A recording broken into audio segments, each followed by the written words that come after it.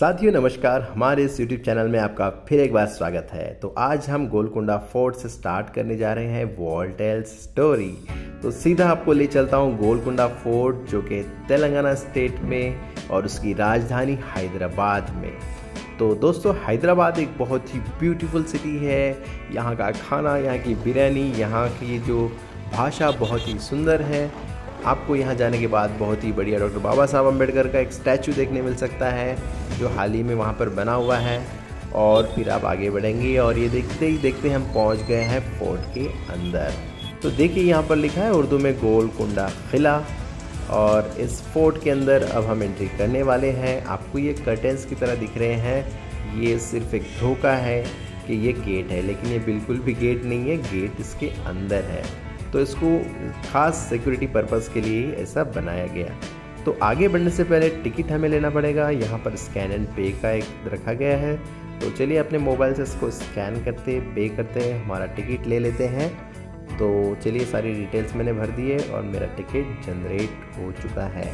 तो डाउनलोड करते ही हम इसे आगे बढ़ेंगे। तो देखिए, सबसे पहले हमको जो सीन हमें दिखाई दे रहा है, ये है बाला हिसार। ये 18 फीट का गेट है। देखिए, इसके शार्प आयरन स्पोक्स किस तरह से है, और वो छोटा सा गेट बना हुआ है एंट्री के लिए। ये देखिए, डायमंड कट्स, 24 डायमंड कट्स इसको लगे हुए हैं। अगर आप 7 फीट के अंदर यहाँ खड़े हैं तभी आपको आवाज़ गूंजेगी, वरना ये नहीं गूंजेगी। ये देखिए किस तरह से कैनन्स यहाँ पर बाहर रखे हुए हैं। बहुत ही बढ़िया फीलिंग आपको आएगी। ऐसा लगेगा कि आप उसी ज़माने में जाकर पहुँच गए हैं। ये देखिए आलीशान फोर्ट और उसके पैटर्न्स। और ये देखिए 2 से 3 मंजिला आपको इमारत दिखाई दे रही है। ये जो इमारत है वो असलाह खाना की इमारत है। इसमें टोटल 150 रूम्स बने हुए हैं। सिक्योरिटी पर्पस से ये किला दोस्तों बहुत ही मजबूत बनाया गया था। इसमें तकरीबन 45,000 सोल्जर्स रहा करते थे। ये देखिए, जिस असलाह खाना की मैं बात कर रहा था वो यहीं पर बना हुआ है, और सिक्योरिटी पर्पस के हिसाब से ये बहुत ही मजबूत फोर्ट था। तो देखिए, इसके अंदर अभी भी आपको जो है कैनन्स के जो बड़े बड़े जो तोप है ना, तोप और उसके गोले रखे आपको देखने मिलेंगे। ये देखिए, इसको फिर म्यूज़ियम में कन्वर्ट करने का इरादा है, इसलिए इसको फ़िलहाल यहीं पे रखा गया है ताकि टूरिस्ट इसको देख सके। कितने भारी भरकम से ये गोले हैं भाई। ठीक है, तो देखिए दोस्तों, यहाँ पर आपको ऐसा फील आ सकता है कि राजा इस तरह से चल रहे होंगे, इस तरह से पर्दे लगे होंगे, इतना ब्यूटीफुल उस वक्त का मंजर होगा, है ना। इस तरह से आप फील कर सकते हैं। तो जैसे ही बाहर की तरफ आप देखेंगे, बाहर गार्डन दिखाई देगा, और सोचिए यहाँ पर सिपाही खड़े रहते होंगे, उनके घोड़े, हाथी, है ना। राजा वहाँ से चलते हुए आ रहे हैं। कितना भयानक सीन होगा। राजा ने अगर आपको देख लिया, आप चोरी छुप के अंदर गए, तो क्या हाल होगा देखिए। तो चलिए ये देखते हैं नगीना बाग, जिसके लिए ये फेमस है कोहिनूर हीरे के लिए। वो सारा व्यापार जो है यहीं से किया जाता था। यही नगीना बाग है। इसी पर्पज से उसको इतनी सिक्योरिटी दे रखी है। अल्लाहु अकबर, अल्लाहु अकबर, अल्लाहु अकबर, अल्लाहु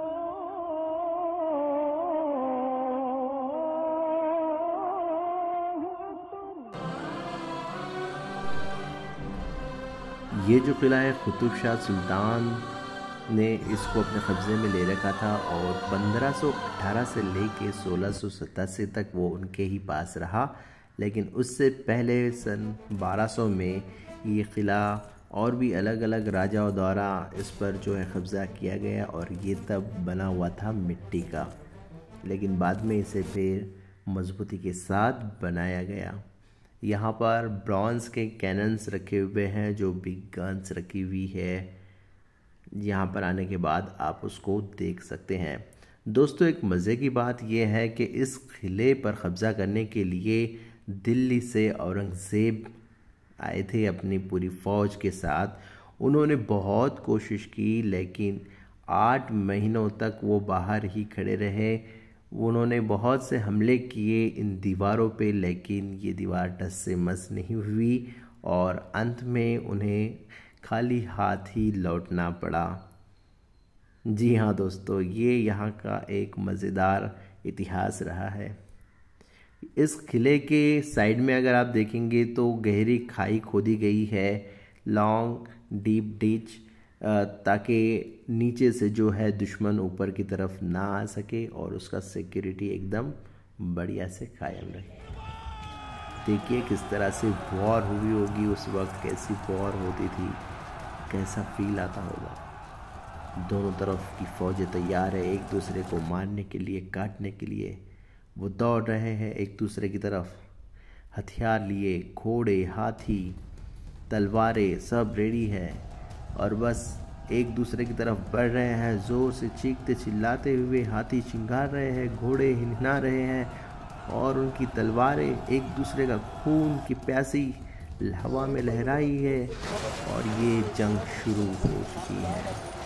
सोचिए कैसा फील होता होगा, क्यों करते होंगे लोग आखिर जंग। ये तो पुराने ज़माने की जंग हो गई, लेकिन आजकल तो जंग की जो है पूरा ही रूप बदल चुका है। अभी किस तरह से अलग अलग हाईटेक हथियार, न्यूक्लियर बॉम्ब्स वगैरह यूज़ हो रहे हैं। आप लोगों ने देखा ही होगा यूक्रेन रशिया वॉर, फिलिस्तीन, ईरान, इराक, ये सारी वॉर्स आपने देखी होगी न्यूज़ चैनल्स में। पता कीजिए किस तरह के हथियार वहाँ पर यूज़ होते हैं, कितना नुकसान होता है जानों को। जंगें लड़ी जाती है दोनों तरफ से और दोनों का भी उतना ही नुकसान होता है। तो क्यों लड़ी जाती है ये जंगें, क्यों ना ये जंग बंद हो जाए, है ना दोस्तों।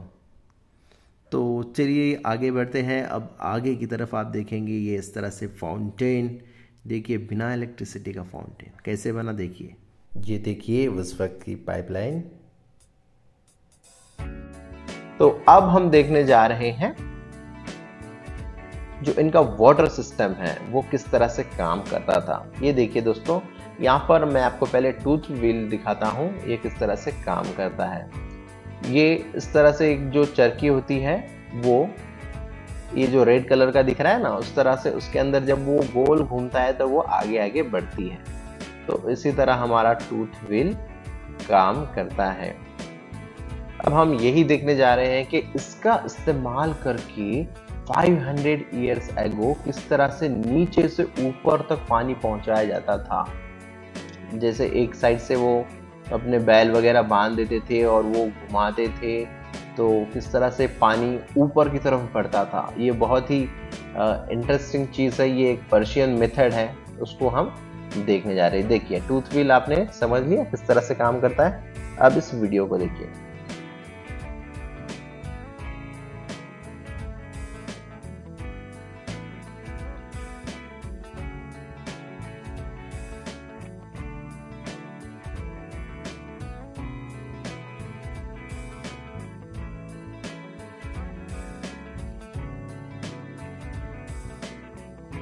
देखिए ये बैल इस तरह से घूम रहे हैं इस चरखी में और पानी किस तरह से नीचे से ऊपर की तरफ आ रहा है।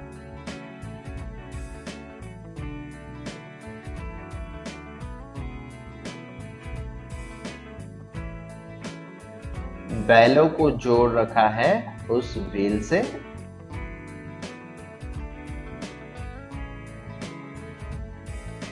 देखिए कितना बढ़िया तरीका है पानी निकालने का, वो भी विदाउट इलेक्ट्रिसिटी।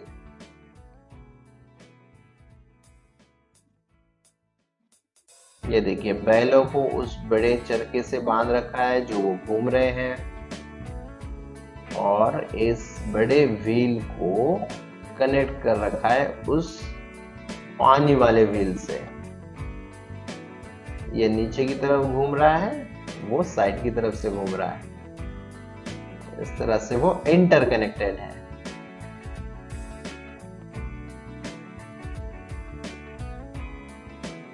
देखिए किस तरह से वो बकेट्स वहां पे लगा रखे, वो जार है ना, मजेदार तरीका। यस, तो देखिए दोस्तों, किसी भी सभ्यता को अगर हमें समझना है तो हमें म्यूजियम में जाना बहुत जरूरी है, क्योंकि म्यूजियम में वो सारी चीजें रखी गई होती है जो वहाँ की खुदाई में मिली होती है, जैसे कि पॉट्स है, कपड़े हैं, हेयर स्टाइल, जो पिक्चर से पता चलती है ना। ये बहुत सारी चीजें, जो कौन कौन से वेपन्स यूज होते थे उस वक्त में, किस तरह के कैनन्स थे, है ना। ये सारी चीजें हमें म्यूजियम जाने के बाद पता चलती है, और अपनी सारी की सारी तस्वीर जो है अपनी आंखों के सामने से घूमने लगती है कि उस वक्त के लोग कितनी आलीशान जिंदगी जीते होंगे। तो म्यूजियम बहुत इम्पोर्टेंट रोल प्ले करते हैं। तो देखिए, ये जो पिक्चर है, ये है 500 साल पुरानी पिक्चर, जब आगरा का किला बनाया जा रहा था। ठीक है, तो अकबरनामा में ये जो है पेंटिंग बनाई गई है, बहुत ही ब्यूटीफुल। इसमें सारा का सारा सीन बताया, किस तरह से पत्थर नीचे से ऊपर ले जा रहे हैं। देखिए, मश्क से नीचे से पानी भरा जा रहा है। तो ये पेंटिंग बनाई गई है मिस्कीन द्वारा, ये भी इसमें लिखा हुआ है। ये सब फारसी में इसमें लिखा गया है। तो आप भी इस तरह से अपने खुद का अलग से क्लास का एक म्यूजियम बना सकते हैं। आपके घर में कोई ना कोई पुरानी चीजें होगी, पुराना बर्तन, पुराना दादाजी का चश्मा, एकदम पुरानी घड़ी या चिमटी जो बंद पड़ गई, है ना। इस तरह से जो भी एकदम कीमती कीमती सामान है, पुरानी चीजें हैं, अपने टीचर को कहकर आप क्या कर सकते हैं, एक दिन इसको क्लास में लाके सजा के रख सकते हैं, और आपकी क्लास बन जाएगी अपने आप एक म्यूजियम। ठीक है दोस्तों, ये उस वक्त का ऑडिटोरियम है। यहाँ पर राजा महाराजा बैठकर संगीत का आनंद लिया करते थे। फाउंटेन के सामने ही स्टेज। इमेजिन कीजिए किस तरह का मंजर रहा होगा उस वक्त। जी हाँ दोस्तों, तो ये सब आप ले सकते हैं जब आप किसी ऐसी जगह पर घूमने जाओ। तो ज़रूर इमेजिन कीजिए कि उस वक्त क्या सीन रही होगी। इतना बड़ा किला है दोस्तों, अब इसका मैप देखकर ही आपको सारी जगह पर घूमना पड़ेगा, लेकिन मैप समझना भी बहुत ज़रूरी है। तो कैसे समझे? तो किसी भी मैप को समझने से पहले हमें समझनी होगी डायरेक्शंस। तो चलिए स्टार्ट करते हैं। डायरेक्शंस, दिशाएं। कैसे हम पहचाने कहां पर कौन सी दिशा है? चलिए शुरू करते हैं। सबसे पहले हमें ये देखना है कि वहां पर सन कहां पर दिख रहा है आपको। ठीक है, कहां से वो राइज हो रहा है, उसका आप पॉइंट देखेंगे और उसकी तरफ मुंह करके खड़े हो जाएंगे। तो जाहिर सी बात है, जहां पर आपका मुंह है वो कौन सी दिशा होगी? ईस्ट। जी हाँ, और ये तो आपको पता है। फिर उसके सीधा अपोजिट कौन सी दिशा होगी? वो होगी वेस्ट। बिल्कुल सही। अब जब आप ईस्ट की तरफ मुंह करके खड़े हैं तो आपके राइट साइड में कौन सी दिशा आएगी? इस साइड में आएगी, बताइए। साउथ। यस, तो आपको पता है कि आप सूरज की तरफ मुंह करके खड़े हैं तो आपके राइट साइड में साउथ आने वाला है। तो साउथ के सीधा अपोजिट, ये तो आपको पता ही है, वो आएगा नॉर्थ। तो इस तरह से हमें दिशाएं पता करनी है।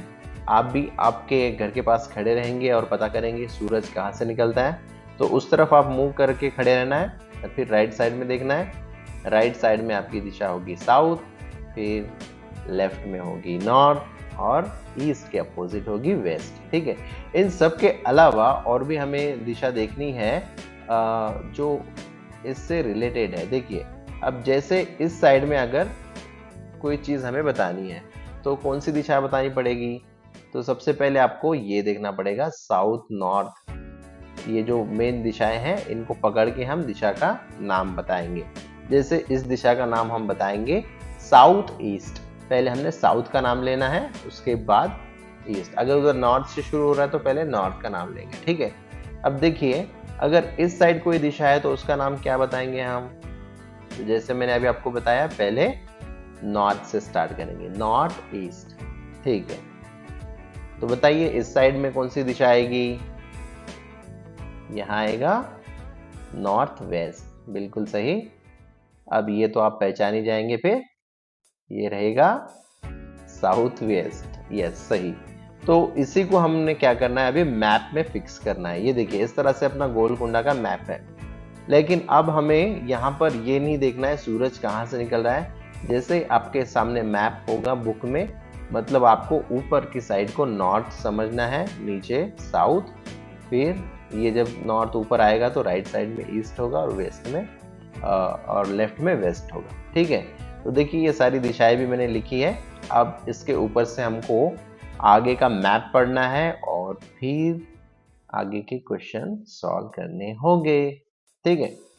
देखिए अभी ये है गोलकुंडा का फोर्ट का पूरा मैप। तो देखिए यहाँ पर ऊपर की साइड में क्या दे रखा है, एन फॉर नॉर्थ, यस। उसके बाद सीधा उसके अपोजिट में एस लिखा है, एस फॉर साउथ, और इधर होगा वेस्ट और इधर होगा ईस्ट, ठीक है। समझ गए आप दिशा, और बाद में नॉर्थ ईस्ट, ये तो आप समझ ही गए हैं कहाँ पे है, नॉर्थ वेस्ट वगैरह, ठीक है। तो और एक सबसे ज़रूरी बात जो इस मैप में मैंने आपको नहीं बताई, क्या करनी है हमको, सबसे पहले मैप ऊपर से नीचे तक पूरा ध्यान से पढ़ लेना है, ठीक है।